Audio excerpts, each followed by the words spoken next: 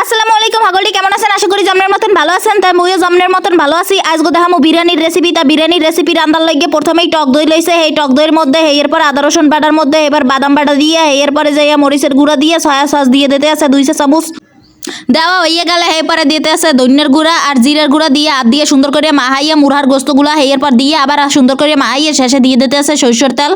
সরষের তেল দেওয়া হয়ে গেলে এবার হাত দিয়ে আবার মাহাইয়ে যায় এই যে ম্যারিনেট করে ধুয়ে ঢেকে দিতে আছে একটা দিয়ে প্লেট দিয়ে তারপরে যা দেবে সেটা হচ্ছে যে একটা পাতিল লইছে পাতিলের মধ্যে তেল গরম করে লইছে তেল গরম করা হয়ে গেলে পেঁয়াজ দিয়ে সুন্দর করে খুন্তি দিয়ে আবার লাড়াচাড়া করতে আছে। এবার পেঁয়াজটা এরমের লাল চাল হয়ে গেলে এর মধ্যে আদা রসুন বাটা দিয়ে দেবেন। এরপর আদা রসুন বাটা দিয়ে আবার লাড়াচাড়া করবেন তাই এটা মোটামুটি একটু ভাজাভাজি হয়ে যাইবে।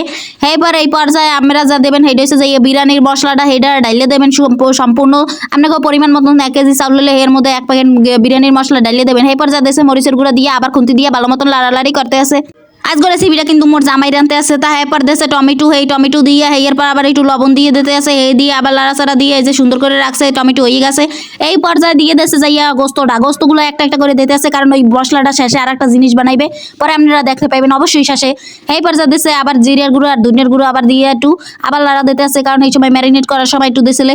এইবার আবার দিয়ে দিছে এবার ঢাকনা উড়াইয়া এই যে গোস্তটা একটু মোটামুটি পানি বেরিয়েছে তা পানি বেরিয়ে হয়ে গেলে আবার আলুটা দিয়ে দিতে আসছে। আলুটা আবার সেদ্ধ করার লাগে একটু ঢেকে দিয়েছিল তা ঢাকনা উঠাইয়া এই যে দেখতে আছে এই যে অনেকটাই গোস্তটা আর আলুটা মোটামুটি হয়ে গেছে তা মোটামুটি পর্যায়ে দিয়ে দেবেন চাউল।